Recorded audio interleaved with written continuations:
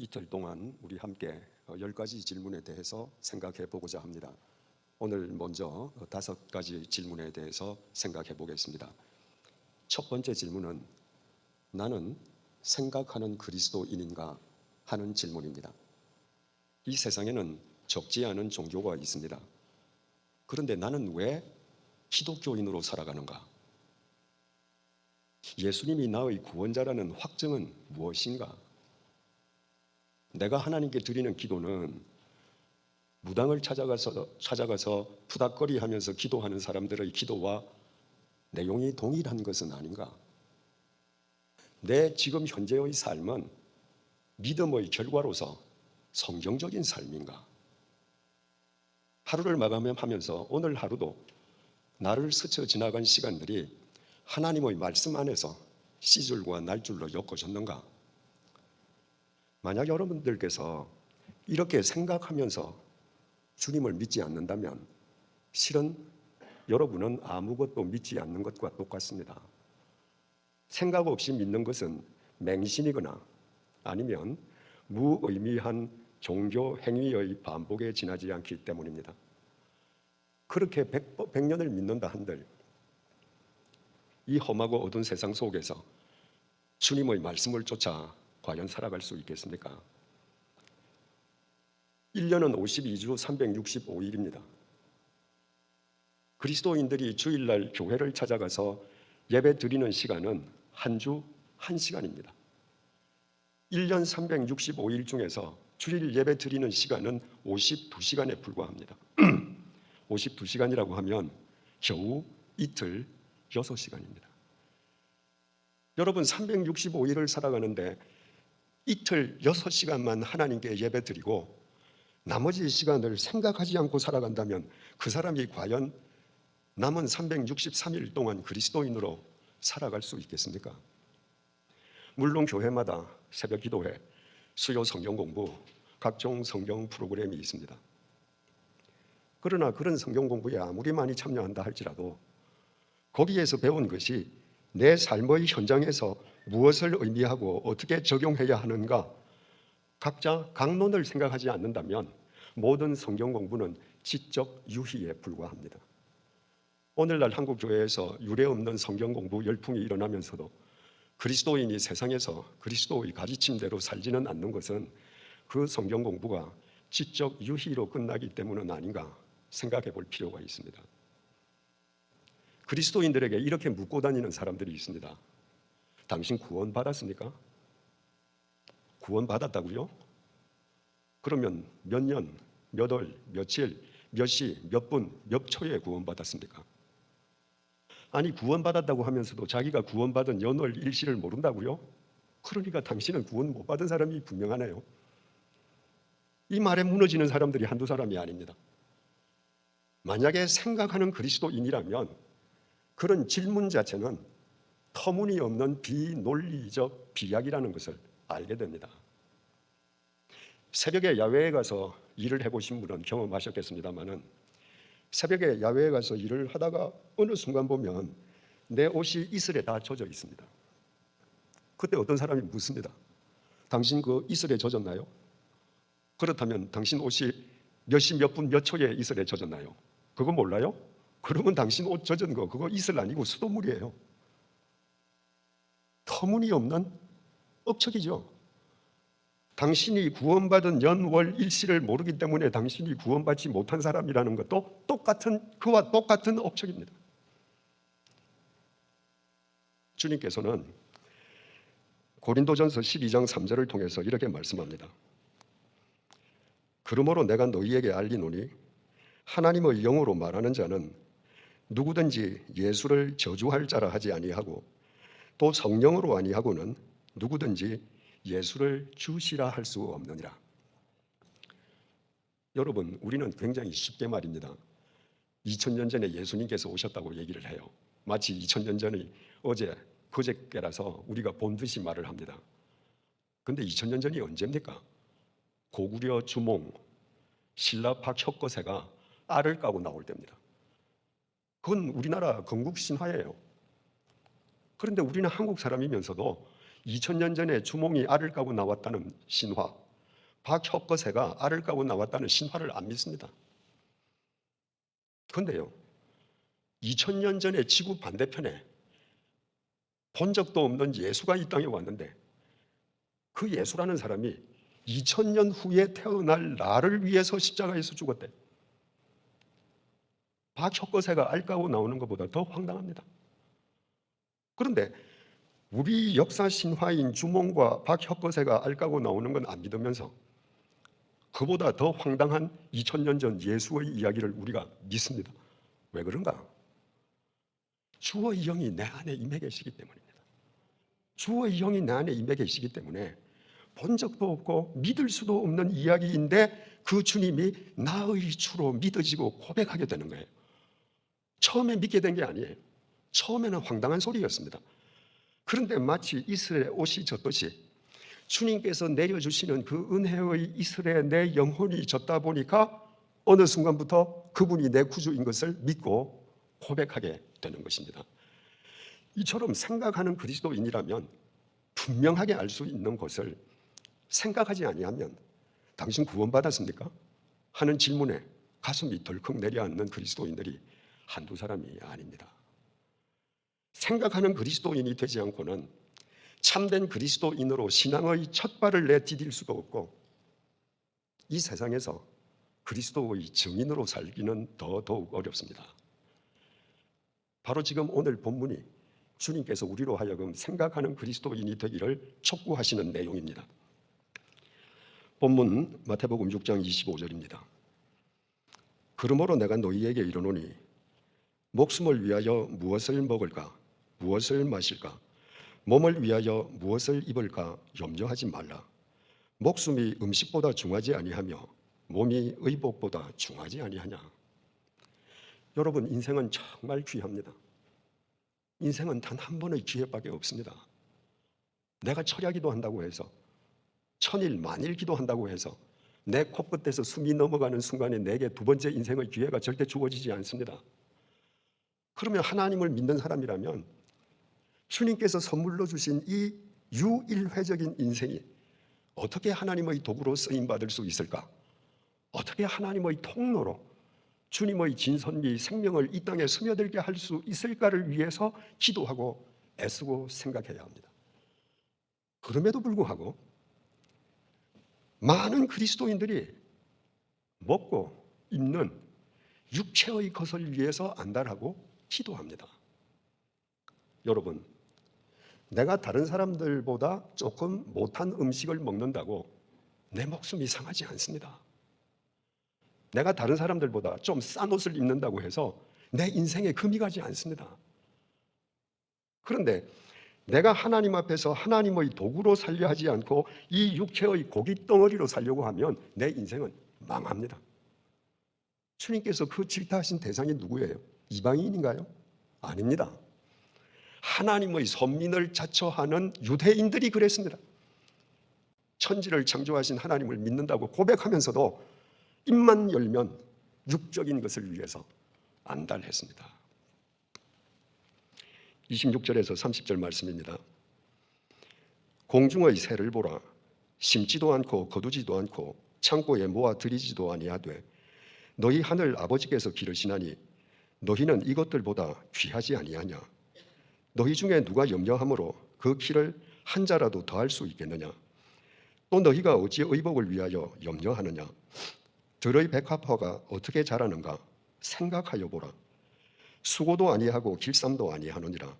그러나 내가 너희에게 말하노니 솔로몬의 모든 영광으로도 입은 것이 이 꽃 하나만 갖지 못하였느니라. 오늘 이따가 내일 아궁이에 던져지는 들풀도 하나님이 이렇게 입히시거든 하물며 너희일까 보냐. 믿음이 작은 자들아. 주님의 이 짧지 않은 말씀 가운데에 핵심 단어가 있다면 뭡니까? 생각하여 보라. 헬라어로 카타만다노, 심사숙고해보라는 겁니다. 니네들 썩어 문드러질 네 육체만 보고 걱정하지 말고 고개를 들어서 하늘을 나는 저 새들을 한번 봐라. 쟤들이 창고를 짓냐? 쟤들이 먹을 것을 냉장고에 쌓아두냐? 누가 기르시냐? 하나님이 기르시지 않니? 너희는 저 새들보다 얼마나 더 귀하냐? 들의 백합화를 한번 생각해 보거라. 우리나라 백합화는 서양 백합화이기 때문에 꽃이 굉장히 우아합니다. 그리고 가격도 비쌉니다. 그런데 주님께서 저 들의 백합화를 생각해 보라 할 때 그 백합화는 헬라어로 크리논인데 우리가 생각하는 우리나라에서 볼 수 있는 백합화가 아닙니다. 팔레스타인 지천에 피어 있는 들풀입니다. 색깔이 빨갛습니다. 우리나라 꽃으로 비유하자면 민들레하고 똑같습니다. 쟤들이 길쌈하니? 쟤들이 수고하니? 그런데 솔로몬의 입은 모든 영광으로도 저 꽃 하나만 못하다. 여러분, 이 말씀이 이해가 되십니까? 솔로몬이 아무리 금으로 수르러운 멋진 옷을 입고 있다고 할지라도 그 옷은 생명이 없는 무생물입니다. 들에 피어 있는 들꽃은 살아있는 생명체입니다. 여러분, 날씨 좋은 날 자동차를 타시고 해변 가시다가 유채꽃을 보시면 그저 멀리서 멋지구나 그렇게만 보시지 마시고 햇볕 내려 쪼이는 햇볕을 반사하는 유채꽃 꽃잎을 한번 들여다보십시오. 그 화려함, 그 생명의 발산, 솔로몬의 옷이 어떻게 당하겠습니까? 얘는 살아있는 거예요. 오늘 있다가 내일 아궁이에 던져지는 들풀도 하나님이 이렇게 입히시거든. 하물며 너희 일가 보냐? 믿음이 작은 자들아.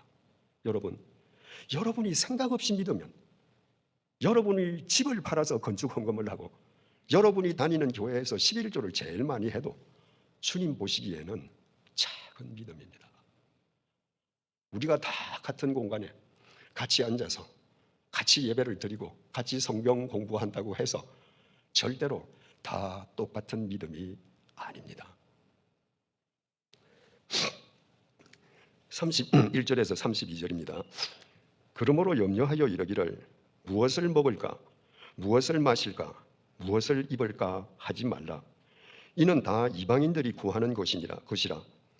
너희 하늘 아버지께서 이 모든 것이 너희에게 있어야 할 줄을 아시느니라. 여러분들과 이 성경 본문의 차이가 얼마나 많습니까? 거의 모든 그리스도인의 대전제는 하나님이 내 사정 모른다는 데서 시작합니다.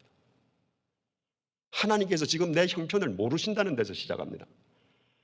그래서 주여 삼창을 외치면서 저 멀리 있는 하나님을 내 앞으로 끌어와야 돼. 그리고 내가 원하는 것을 날마다 아침 저녁으로 중언 부언 기도합니다. 이방인들처럼. 이방인들은 왜 그렇게 기도합니까? 이방인들이 믿는 모든 신의 신상은 목석이거나 금속이에요. 귀는 있지만 듣지 못하고 눈이 있어도 보지 못하고 입이 있어도 말하지 못합니다. 그 신상 앞에 가서 밤을 새고 기도해도 이 목석이 내 기도를 들었다는 확신이 없는 거예요. 그러니까 이 목석이 내 기도를 들었다는 자기 체면이 걸릴 때까지 중언부언 기도해야 합니다. 하나님은 이렇게 말씀하십니다. 너한테 있어야 할 것을 내가 다 아느니라. 여러분 생각해 보십시오. 나한테 있어야 할 것을 일일이 하나님에게 고하지 아니하면 하나님께서 모르시면, 여러분 우리 왜 그런 하나님을 믿습니까? 여자가 아이를 빼면 그 아이를 낳기 전에 아이에게 필요한 거 다 준비합니다. 태아가 자궁 속에서 엄마 기저귀 준비해 얘기하지 않습니다. 하나님이 아이를 뵌 여인보다 못하십니까? 생각만 해보면 천지를 창조하신 전능하신 하나님 아버지께서는 내 형편을 다 알고 계시는 거예요. 하나님께서 내 형편을 다 알고 계신다는 전제에서 하는 기도와 내가 하나님께 중언부언 얘기하지 않으면 하나님께서 모르신다는 전제의 믿음의 기도가 같을 리가 없습니다. 조금만 생각해 보면 알 수 있는 거예요. 33절에서 34절입니다. 그런즉 너희는 먼저 그의 나라와 그의 의를 구하라. 그리하면 이 모든 것을 너희에게 더하시리라. 그러므로 내일 일을 위하여 염려하지 말라.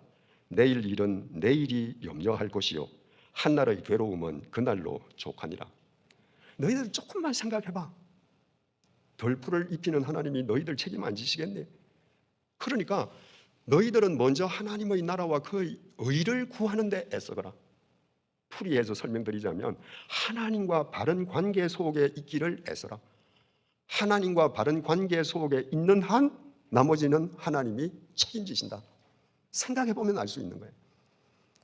이렇게 질문할 수 있습니다. 하나님, 나는 하나님과 바른 관계 속에서 살고 있습니다. 발버둥 치고 있습니다. 근데 나는 지금도 가난에 쩔어 있습니다. 왜 가난에서 벗어나도록 책임져 주시지 않습니까? 그 사람이 정말 하나님과 바른 관계 속에 있음에도 불구하고 그 사람이 지금 가난하게 산다면 하나님께서는 그 사랑하시는 당신의 자녀를 가난 속에서 훈련시키시는 겁니다.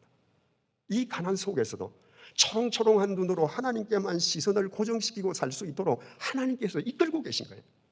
하나님, 나는 하나님과 바른 관계 속에 있는데 왜 평생 병자로 살아야 합니까? 그것이 바울의 질문이었습니다. 그가 하나님께 3번 기도했습니다. 위대한 사도 바울이 3번을 기도했다면 한 달씩 금식을 3번 기도했는지, 작정으로 얼만큼 3번을 기도했는지 그건 알 수 없습니다. 그러나 그저 하나님 낫게 해주세요, 낫게 해주세요, 낫게 해주세요 이렇게 3번 기도했다는 말은 아닙니다. 그 하나님과 바른 관계 속에 있는 사도 바울이 자기 지병을 낫게 해달라고 기도했을 때 바울이 받은 응답이 뭡니까? 이미 하나님의 은혜가 족하다. 내가 기도하면 죽은 사람도 살아나는데 내가 건강까지 해지면 내가 하나님이 될 거야. 그러니 하나님께서 내 육체를 연약하게 하심으로 내가 가장 연약할 때에 가장 강하신 하나님만 바라보면서 살게 해주시기 위해서 하나님의 은혜다. 그래서 바울은 평생 지병 갖고 살았습니다. 그러나 그런 마음으로 살았기 때문에 병의 노예가 아니라 병의 주인으로 살았습니다. 주님께서 이렇게 말씀하셔요. 네가 나하고 바른 관계 속에 있는 한 네가 부하든지 가난하든지 건강하든지 병들었든지 내가 책임져 줄 것이므로 내일 일을 염려하지 마라. 가불해서 염려하지 마라. 내일 일은 내일이 염려할 것이다. 옛날 개역 성경은요, 내일 일은 내일 염려하라 이렇게 되어 있었습니다. 그러니까 시계를 딱 보고 있다가 밤 11시 59분까지는 오늘 염려하고 밤 12시가 딱 되면 이제 내일이 됐다. 아이고 이거 어떡하냐. 그 말이거든요. 그건 오역입니다. 지금 번역이 맞는 거예요. 내일 일은 내일이 염려한다. 무슨 말입니까? 네가 하나님과 바른 관계 속에 있는 한 하나님께서 너에게 내일을 주셨다면 너에게 내일을 주신 하나님이 내일도 너를 책임지신다. 이렇게 생각하는 그리스도인으로 살아갈 때 세상 사람들은 그런 그리스도인들의 삶을 보면서 저 사람들은 세상의 빛이고 소금이다 말할 것입니다. 2번째 질문입니다. 구원받는다는 것은 구체적으로 무슨 의미인가? 우리는 다 구원받았다고 얘기합니다. 그런데 여러분, 구원의 실체가 어디 있어요? 구원을 받았다면 내 손안에 보이는 구원의 실체가 있어야 되지 않겠습니까? 그 실체는 뭡니까? 한국에 4사람 건너서 3사람 건너서 한 사람이 그리스도인이다. 그래서 2사람 건너서 한 사람을 그리스도인으로 만들자라고 한국 교회가 양적으로 가장 팽창했을 때 한국 교회는 가장 타락했습니다. 그 여파 그때부터 지금까지 한국 교회는 수가 줄고 있습니다. 구원받았다고 전부 다 자랑하고 민족 복음만을 외치는데 세상 사람들이 볼 때에 구원받았으면 나하고 달라야 되는데 나보다 똑같거나 못한 겁니다. 그리스도인들이 구원받았다고 고백하면서 구원받은 그리스도인처럼 살지 못하는 것은 구원의 의미를 아직 깨닫지 못하는 거예요.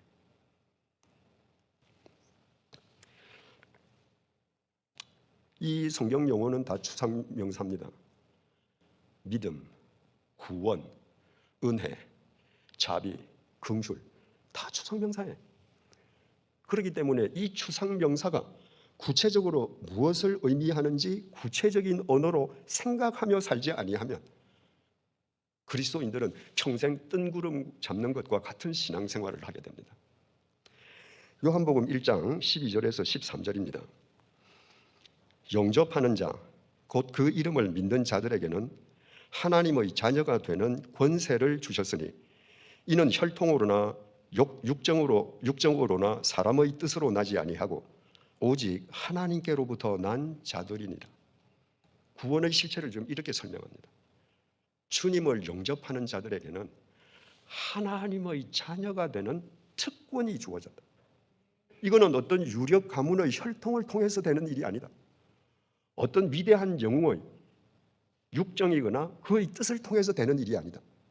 오직 하나님으로부터 주어지는 것이다.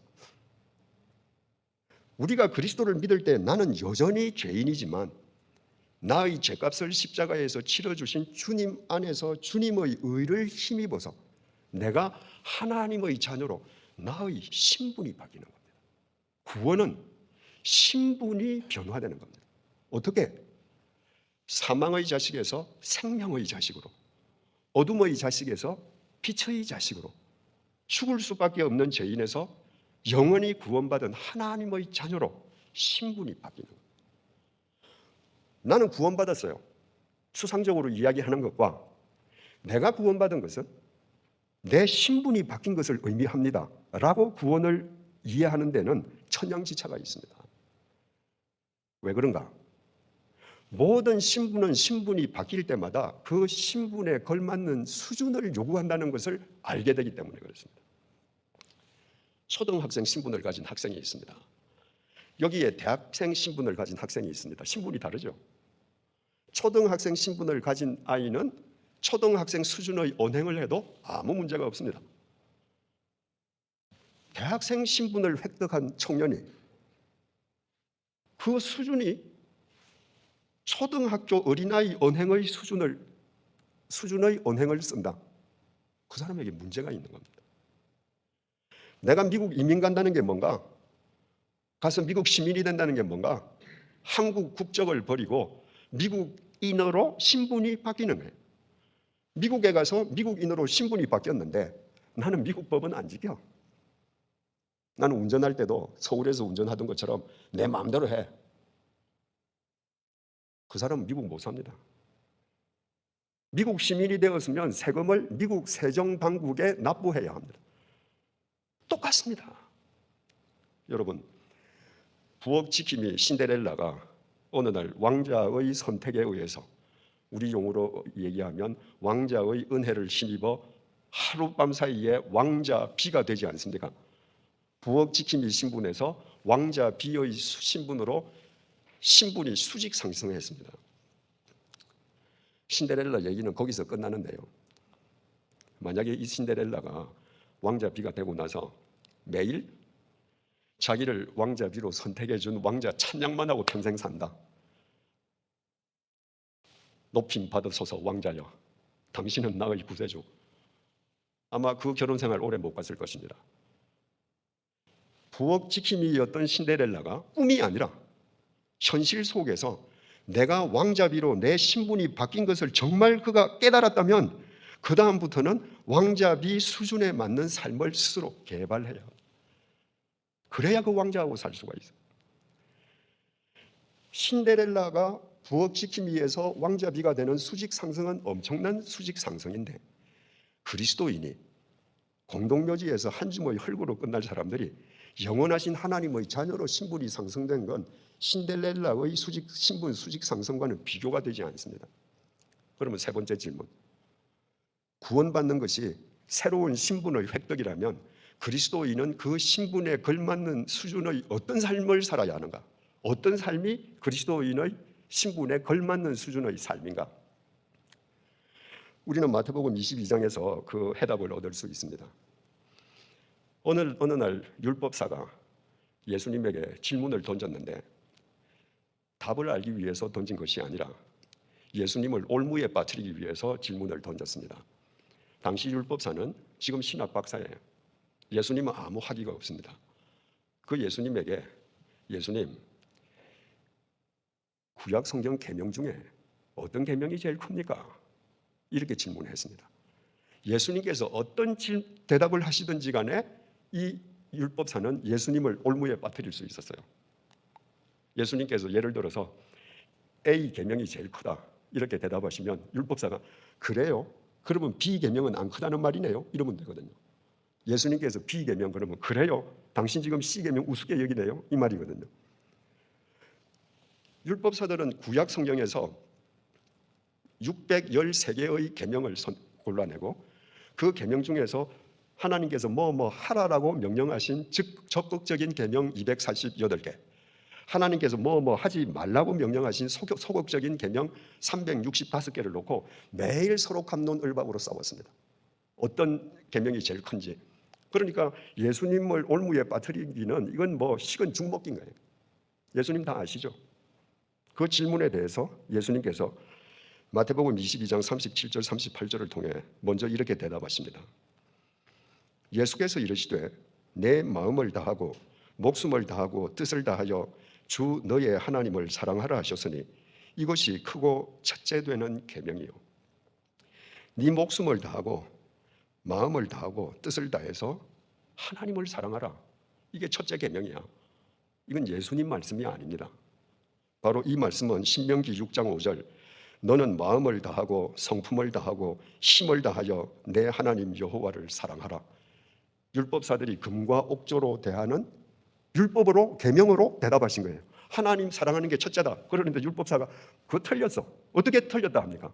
하나님을 사랑하는 게 첫째라고 하시는데 39절 둘째도 그와 같으니 둘째도 그와 같다라고 하는 말은 첫째 둘째 하면 첫째가 제일 중요하고 둘째는 두 번째로 중요하다는 의미 아닙니까?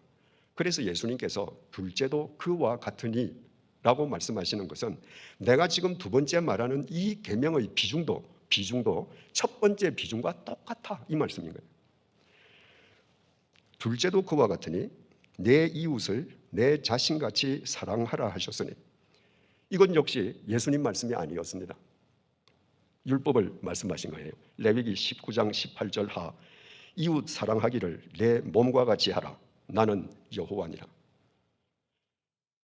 마태복음 22장 40절입니다. 이 두 계명이 온 율법과 선지자의 강령이니라. 하나님 사랑, 사람 사랑, 이 두 핵심이 온 율법과 선지자의 강령, 핵심이다. 율법과 선지자라고 하는 이 표현은 옛날 유대인들이 성경을 부르는 표현입니다. 예수님께서 지금 이 말씀하실 때는 신약 성경이 없잖아요. 구약밖에 없잖아요. 그런데 구약 성경은 율법서와 선지서가 대중을 이루고 있기 때문에 당시 사람들이 성경을 이야기할 때는 율법과 선지자라고 불렀습니다. 그 예수님께서 하나님 사랑과 사람 사랑이 성경의 핵심이다. 주석을 가하자면 하나님 사랑과 사람 사랑의 두 기둥 위에 말씀의 집이 지어졌다. 율법사가 한마디도 할 수 없었습니다. 예수님께서 전곡을 찔렀기 때문입니다. 하나님 말씀의 핵심이 성경의 두 기둥이 하나님 사랑과 사람 사랑이다. 이거를 영어 알파벳 26자 글자 가운데에 한 글자로 표현하면 X 대문자로 표현할 수 있습니다. X는 두 사선이 어긋만나지 않습니까?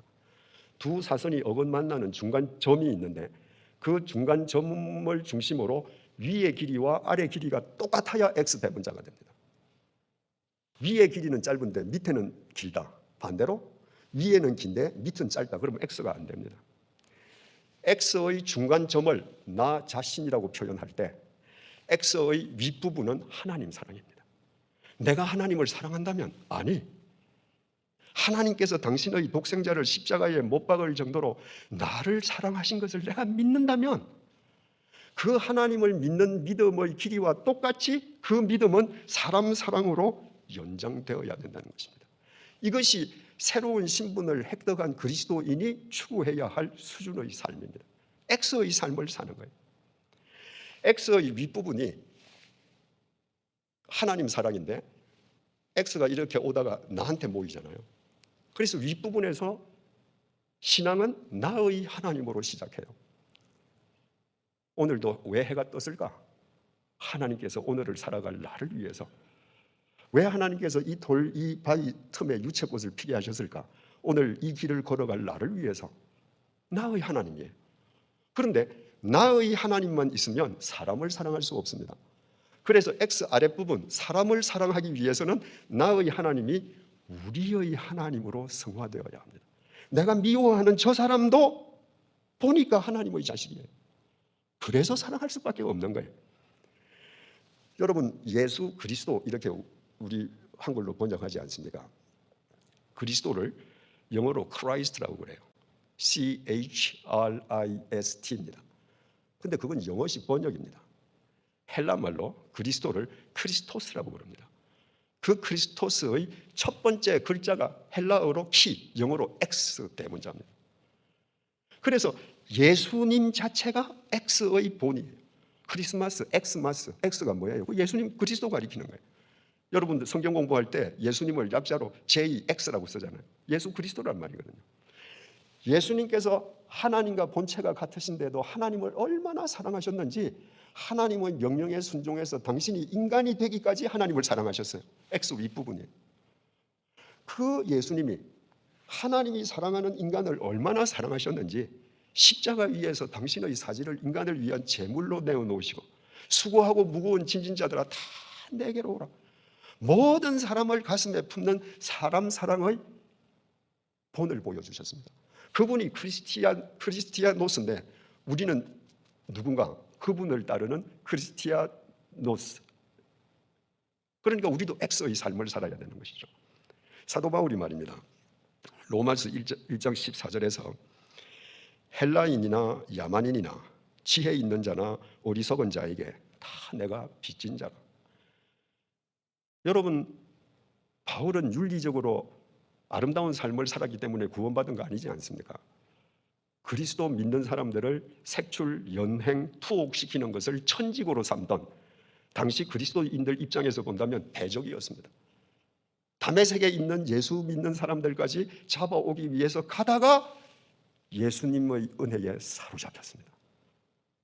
같이 일행이 있었는데 구원받은 사람은 바울밖에 없었습니다.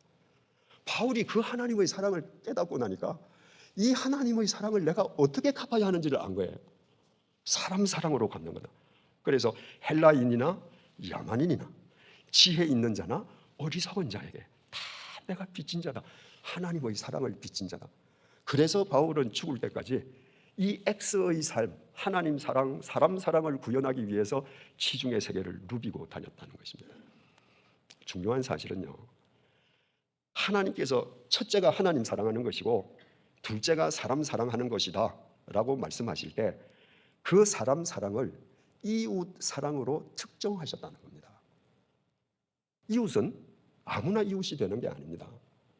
이웃은 내가 어디에 있든지 내가 있는 공간 속에 함께 있는 사람이 이웃이에요.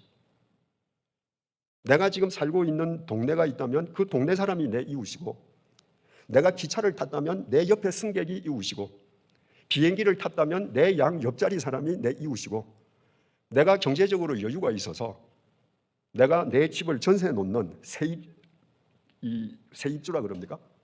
건물주라면 내 집에 새들어 있는 사람이 내 이웃인 거예요. 그 사람부터 사랑하라는 거예요.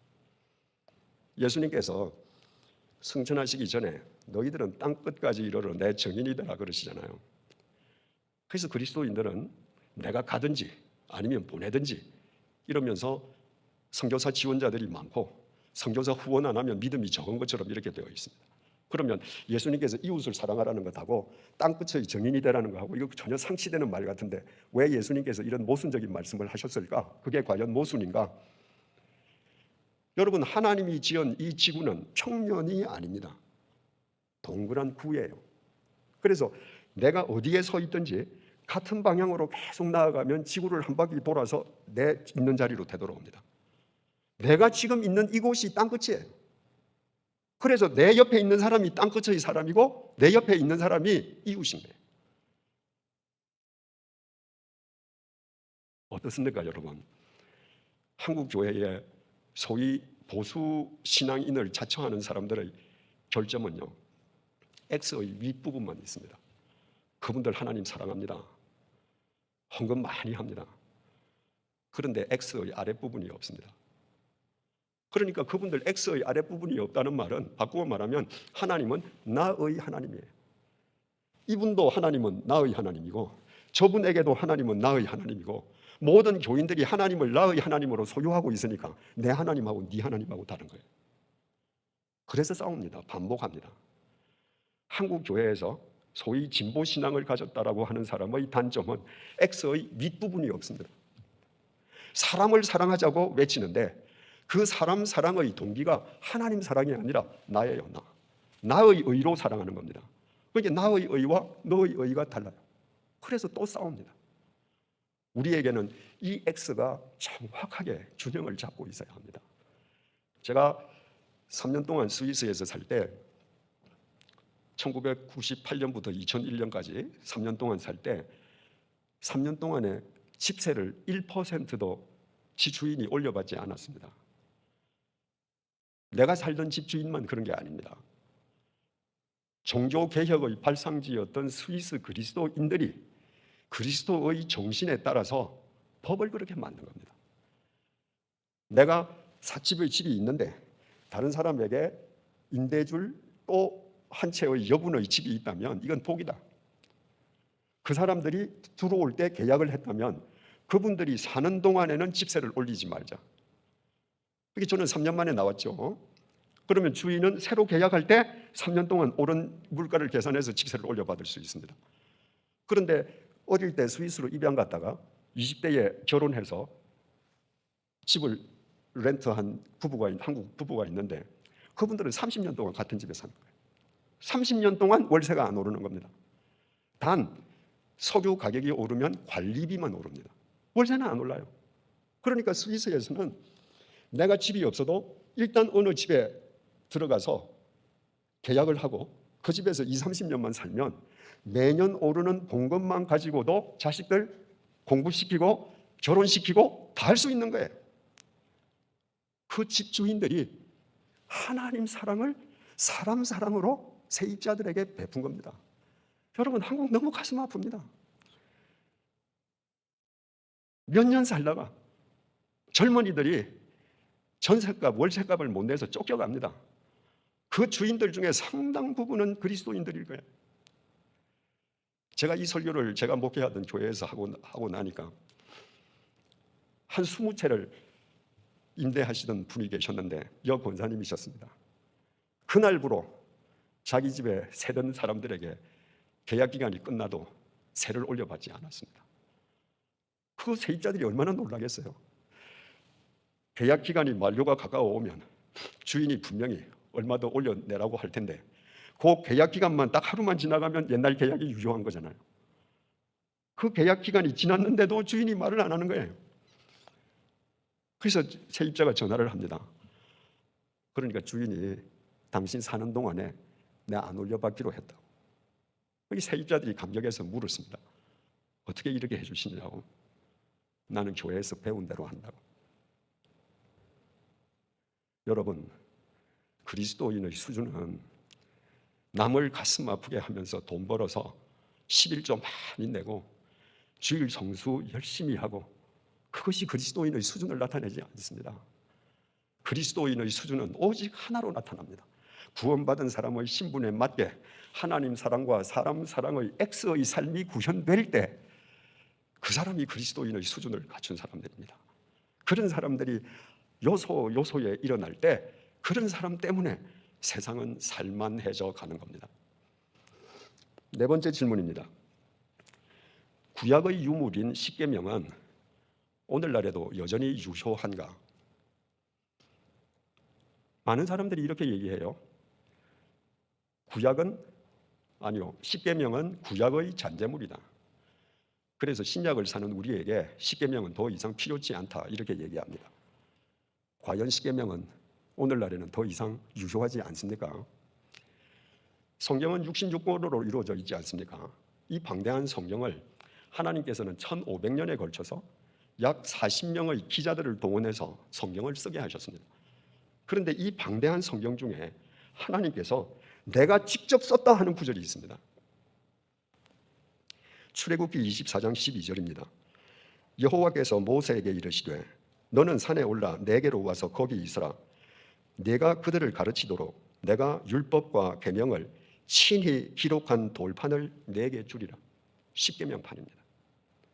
십계명판만은 하나님께서 친히 쓰셔서 모세에게 주셨습니다. 하나님께서 모세를 시내산에 불러 올리시고 모세야, 내가 너 귀에 불러주는 말을 네가 돌에 새겨라, 이거 아닙니다. 옛날에 찰튼 헤스턴 배우가 주연했던 10개 영화를 보면 시내산에 올라갔을 때 하늘에서 불이 떨어지면서 바위에 있는 바위에 십계명 한 구절 한 구절씩 새기고 그 바위가 턱 떨어지는 거죠. 영상적으로 완벽하게 연출했었죠. 하나님이 직접 쓰신 거예요. 왜? 성경에서 가장 중요하니까. 그런데 이것이 구약의 잔재물이기 때문에 이제는 유효하지 않다. 그건 어불성설이죠. 신명기 9장 10절 상반절입니다. 여호와께서 두 돌판을 내게 주셨나니 그 돌판의 글은 하나님이 손으로 기록하신 것이요. 하나님께서 십계명을 돌판 하나에 기록해 주신 게 아닙니다. 두 돌판이었습니다. 왜 두 돌판인가? 한 돌판은 하나님을 사랑하는 법, 또 하나의 돌판은 사람을 사랑하는 법. 1계명부터 4계명까지가 하나님을 사랑하는 법입니다. 1계명, 너는 나 외에는 다른 신들을 내게 있게 말지니라. 많은 교인들이 여기에 자신이 있어 합니다. 여러분 정말 그렇습니까? 여호와 하나님 이외의 신을 여러분들 두지 않습니까?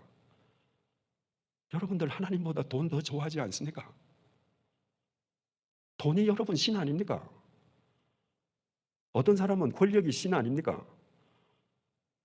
어떤 사람은 나에게 유익을 줄 수 있는 사람을 신으로 모시지 않습니까? 네가 하나님 나를 사랑한다면 내 위에 뭘 두면 안 되는 거야. 그건 나 사랑하는 거 아니야. 제2계명, 너를 위하여 새긴 우상을 만들지 말거라. 극보수적인 그리스도인들이 이 구절을 오해합니다. 우상 하니까 타 종교의 신상이다. 그래서 망치를 들고 절에 가서 불상을 깨트리는 불상사를 일으킵니다. 주님께서, 하나님께서 이 계명을 이렇게 말씀하셨습니다. 너를 위하여 새긴 우상을 만들지 마라. 무슨 우상인가? 출애굽기 20장 23절, 너희는 나를 비겨서, 하나님 나를 비겨서 은으로나 금으로나 너희를 위하여 신상을 만들지 마라. 타 종교의 신상을 얘기하는 게 아니라 하나님께서 너희를 위해서 나 여호와의 신상을 무엇으로라도 만들지 마라. 영이신 하나님을 어떤 눈에 보이는 형상 속에 가두려고 하면 그건 이미 하나님 아니에요. 여러분, 어떤 사람이 하나님의 우상을 만들 때 홍해를 건너서 시내산 밑에서 이스라엘 백성들이 감격하다가 모세가 십계명을 받으러 올라가서 40일 동안 안 오니까 사람들이 여호와 하나님이라고 금송아지 만들잖아요. 그 금송아지를 만들 때 그 금송아지가 어디서 나오는 거예요? 사람들 마음에서 나오는 겁니다. 하나님은 금송아지처럼 그냥 우리에게 만몬을 가져다 주시는 하나님일 거야. 그 마음으로 만든 하나님의 형상을 손으로 만든 게 눈에 보이는 우상이거든요. 오늘 우리 역시 손으로는 우상을 빚지 않지만 마음으로 수없이 하나님의 우상을 만들고 살아갑니다. 몇 가지 예를 들어볼까요? 많은 그리스도인들이요, 하나님은 이 세상에서 나를 제일 사랑하신다는 하나님 우상을 갖고 있습니다. 여러분, 무슨 근거로 하나님께서 나를 가장 사랑하신다고 말합니까? 그런 교만한 신앙으로 사람을 사랑할 수 있겠습니까? 그리스도인들이 회의를 하면서 하나님은 언제나 내 뜻을 선택해 주셔. 얼마나 무서운 우상입니까? 자식이 대학교에 떨어지면 하나님 왜 내 자식 사랑 안 하세요? 내 자식이 붙어야 하나님이 내 자식을 사랑하신다는 우상에 사로잡혀 있는 거예요. 여러분이 생각하는 그리스도인이 된다면 여러분의 삶 속에서 수없이 많은 우상을 마음속에서 만들고 그걸 하나님이라고 믿고 살아간다는 걸 알게 됩니다. 그걸 깨트리지 아니하면 하나님과 여러분이 바른 관계에 있기는 그만큼 어려워지는 겁니다. 3계명, 너는 너의 하나님 여호와의 이름을 망령되이 일컫지 말라. 함부로 부르지 마라. 예를 들어 볼까요? 예배 시간에 기도자가 얘기합니다. 하나님 땅끝까지 이르러 주님의 정인이 되겠습니다. 되게 해주십시오. 그리고 옆집 사람 얼굴도 몰라요. 그런 기도를 하나님에게 드립니다. 하나님을 우습게 보는 거죠. 하나님 내 생명을 주님께 바치오니 주님 뜻대로 사용하소서 이러고 나가서는 자기 욕심의 법을 따라 삽니다. 여러분, 제가 목사인데 만약에 제 아들들이 독립하기 전에 우리 동네 편의점 가서 주인 아저씨한테 아저씨 우리 아빠 목사인 거 아시죠? 지금 제가 돈이 떨어져서 그런데 나중에 우리 아빠 오시면 갚아드리게 할 테니까 소주 2병만 주세요. 애비 이름을 망령되이 일컫는 거죠. 우리가 우리의 행동을 생각해 보면 우리의 말로 얼마나 하나님을 업신여기고 있는지. 4계명 안식일을 기억하여 거룩히 지키라. 여러분 주일 성수는 예배당에 가면서 예배 자리에 앉아서 딴 생각하고 예배 한번 드리면 그걸로 안식일 주일 거룩하게 지키고 그거 아닙니다. 안식일을 거룩하게 구별하여 지키라. 거룩한 거 구별하는 거 아닙니까? 하루 동안 세상과 구별해서 하나님과 시선을 맞추는 시간을 갖는 거예요. 그때 그 하루 동안 구별된 시선을 가진 그 힘으로 내가 여세라는 주중 언덕을 주님과 함께 넘어갈 수 있는 겁니다. 이게 네가 하나님을 사랑한다면 최소한도로 이렇게 살아야 돼. 이게 10계명 1계명부터 4계명입니다. 나머지 6계명부터 10계명. 네가 정말 사람을 사랑하니? 그럼 최소한도 지켜야 될 기본적인 윤리는 이것이야. 5계명 네 부모를 공경하라. 여기에 앉아 계시는 대부분의 분들은 부모의 자식이기도 하고 자식의 부모이기도 합니다. 여러분 어린아이가 어머니 뱃속에 10달 있다가 태어나서 그 아이가 자기 발로 세상을 다닐 수 있기까지 얼마나 부모가 수고 많이 합니까? 얼마나 어머니가 고생 많습니까? 제 처가 아이들 키우는 거 보면 생명을 바꾸는 거예요. 제 처의 생명이 소진되는 만큼 자식들이 큽니다. 근데요 그 자식들에게 자식들이 성인이 되고 나면 부모는 세상에서 제일 먼 사람입니다. 그래서 사람 사랑 첫 번째가 너 정말 사랑하고 싶니? 네 부모부터 공경해라. 아마 어릴 때부터 부모와 원 관계가 쌓여서 사랑하라고 하면 부모 사랑 못할 사람들이 굉장히 많습니다. 이 세상에는 부모로부터 상처받은 사람들이 너무너무 많거든요. 그래서 10계명은 네 부모를 사랑하라가 아니라 공경하랍니다. 공경하라는 이 히브리어 단어는 카바드인데 무겁다는 뜻입니다. 네 부모의 삶을 무겁게 여겨라. 가령 우리 아버지가 30살에 나를 낳으셨으면 내가 몇 살이 되든지 간에 내 아버지는 항상 나보다 30년 앞서가셔요. 내가 살았던 인생 다 살아보셨어요. 30년 전에. 그 무게를 인정해라. 그게 공경입니다. 부모의 삶을 공경하지 않으면 돈 떨어진 부모는요 짐으로 여겨집니다. 근데 나보다 30년을 앞서 걸어가면서 인생의 희로애락을 다 경험하셨던 그분의 삶의 무게를 내가 존중하면 병들고 돈 없고 힘 없는 부모도 인생의 스승이 되는 거예요. 그래서 사람 사랑의 출발점이 부모의 무게를 인정하는 겁니다. 6계명 살인하지 말라. 바리새인들은 이 계명에 자신이 있었습니다. 자신들은 칼을 뽑아서 다른 사람을 찔러본 적이 없거든요. 예수님께서는 네가 너 형제를 라가라고 몹쓸 놈이라고 욕했지. 그게 살인 아니냐? 바리새인들은 내 손으로 찌르지 않았다고 살인하지 않았다고 생각했는데 주님께서는 사람이 마음속으로 살인하는 것을 얘기하셨습니다. 여러분 대통령 선거를 앞두고 양 진영에서 지금 주고받는 말 보세요. 상대방 죽이는 거 아닙니까? 무슨 기사가 떠오르든지 댓글들 보십시오. 글로 죽입니다. 무서운 세상입니다. 여러분 말로 사람 안 죽입니까? 마음속 생각으로 사람들 얼마나 죽이고 삽니까? 그렇게 하는 한 사람 사랑할 수 없다는 거예요. 7계명 간음하지 말라. 성을 쾌락의 도구로 사용하지 마라. 남자든 여자든 이성 상대를 성 놀이개로 사용하지 마라. 한 번 사람을 성의 놀이개로 생각하는 한 그 사람은 절대로 평생 사람을 인격적으로 사랑할 수 없습니다. 도적질하지 마라. 8계명. 바리새인들 여기 이 계명에도 자신이 있었습니다.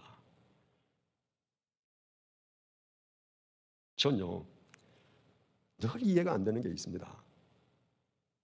식당가 이런 데 있지 않습니까? 거기에 쇼윈도에 진열해둔 음식 그림하고 가서 시키면 다릅니다. 도둑질하는 겁니다. 저작권 침해합니다. 설교 도용합니다. 대한민국에 유수한 대형 회사에서 생산하는 치약을 쓰다 보면 여러분들 다 경험하실 거예요. 중간에 바람이 퍽퍽퍽 쐴니다. 그 튜브가 뭐 몇백 그램짜리 튜브면 꽉 차야 되잖아요. 근데 중간에 헛바람이 납니다. 우리가 식당에 가서 돈을 내고 밥을 먹을 때는 나를 위한 반찬이 새로 나오는 전제하에 돈을 줍니다. 적지 않은 식당들이 반찬 재활용합니다. 도둑질하는 겁니다. 여러분, 우리가 함부로 나는 도둑질하지 않는 의인이라고 하나님 앞에서 자랑하는 바리새인이 되면 안 됩니다. 생각하는 그리스도인이 되어야 합니다. 오늘 하루도 내가 무의식 중에 남의 것을 도둑질하지 않았는가? 9계명, 내 이웃에 대해 거짓 증거하지 말지니라. 사람이 어떤 사안을 놓고 진리를 짓밟고 진실을 짓밟고 거짓말한다는 건 이유는 하나입니다. 이권이 걸려있기 때문이거든요. 내가 사람보다 이권을 앞세우는 한 사람 사랑 못합니다. 10계명, 내 이웃의 것을 탐내지 말라. 내 이웃의 것이 무엇이든지 간에 그 사람 수중에 있는 것을 탐내고 그 사람 사랑할 수 있습니까? 내가 그 사람과 최소한 같거나 더 좋은 걸 가지지 못하면 내 속에서 탐심이 살아 끓는 한 시기하거나 질투하거나 모함하거나 욕하겠죠. 보세요. 십계명은 구약의 전유물이어서 폐기해야 될 대상이 아니라 하나님을 믿는 사람들이 하나님 사랑과 사람 사랑을 어떻게 살아갈 것인지를 보여주는 X의 전형입니다. 이것을 하나님께서는 3,400년 전부터 우리에게 주셨습니다. 마지막 질문입니다. 제가 이 연합 집회를 처음 요청을 받을 때, 여기는 말이 빠져 있습니다만은 이 연합 집회가 재직 수련회라고 되어 있었습니다. 그래서 5번째 질문, 재직의 본분은 무엇인가? 재직의 역할은 무엇인가? 여러분들 성경 공부하시면서 헬라어로 디아코니아라는 말이 무슨 뜻인지 배우셨을 것이에요. 봉사, 섬김을 디아코니아라고 합니다. 그런데 디아코니아를 봉사, 섬김이라고 번역하면 봉사 나 하고 싶을 때 하면 돼요. 나 바쁘면 안 해도 돼요. 내가 교사로 섬기는데 내 일이 있으면 안 해도 됩니다. 디아코니아라는 이 헬라어는 섬김, 봉사 이전에 사명이라는 뜻입니다. 사명이기 때문에 내가 씨려도 해야 돼요. 울면서도 씨를 뿌려야 돼요. 그게 디아코니아입니다. 선택권이 나한테 있는 게 아니에요. 그 사명을 주신 하나님께 있는 것입니다.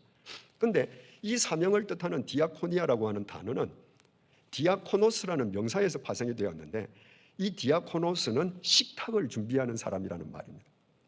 만약에 어디 홀에서 사람들이 식탁을 준비합니다. 하얀 식탁보를 깔고 포크, 나이프를 세팅하고 음식을 가져오는데 그 사람들이 웨이터거나 셰프다.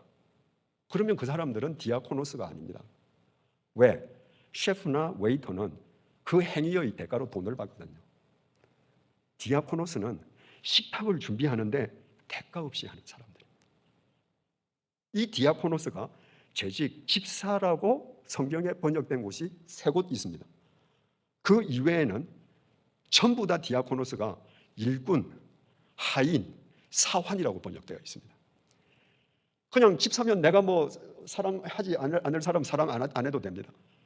그런데 나는 대가를 바라지 않고 식탁을 차리는 사환이고 일꾼이고 종이에요. 내게 명령을 내리시는 분은 주인이에요. 그분이 내 곁에 두신 이웃을 위해서 식탁을 차리라고 하면 나는 식탁을 차리는 겁니다. 내가 좋고 나쁜지는 문제가 안 되는 거예요. 그분이 내 곁에 두셨기 때문에 X의 아랫부분을 실천하는 것입니다. 재직은 뭐 하는 사람인가? 재직의 본분은 무엇인가? 자기 삶으로 X의 삶을 구현하는 것입니다. 교회 와서 청소하고 꽃꽂이하고 귀한 일이죠. 그건 X의 삶이 아닙니다. 내가 취미로 할 수 있어요. 이건 내가 전공이라서 잘하는 일이기 때문에 할 수 있습니다. 예전에 제가 목회하던 교회에서 한 여집사님이 말씀하셨습니다. 목사님, 신앙생활 하는데 제일 쉬운 게 헌금 내는 거고 제일 어려운 게 사람 사랑하는 거예요. 그래서 사람 사랑하는 것이 그리스도인의 수준에 해당합니다. 내가 아무리 돈을 많이 내도 이거는 인간관계에서 형성되는 거 아니에요. 나 혼자 내고 나 혼자 만족하면 됩니다. 모든 그리스도인들이 X의 삶을 구현해야 할 의무를 지닌 신분을 가지고 있습니다. 그러므로 재직들은 그 선봉장이 되어야 합니다. 예배당 안에서만 아니요. 여러분들이 하나님으로부터 디아코노스로 임명되었다면 예배당 안에서 하라는 것이 아니라 세상 속에서 하라는 겁니다. 여러분의 일터에서, 가정에서, 여러분이 타고 있는 버스에서, 여러분이 지금 서 있는 그 동네 사람들 사이에서 하나님 사랑과 사람 사랑의 빛이 구현되게 하는 그분들이 재직인 것입니다. 끝을 맺겠습니다. 생각해 보십시다.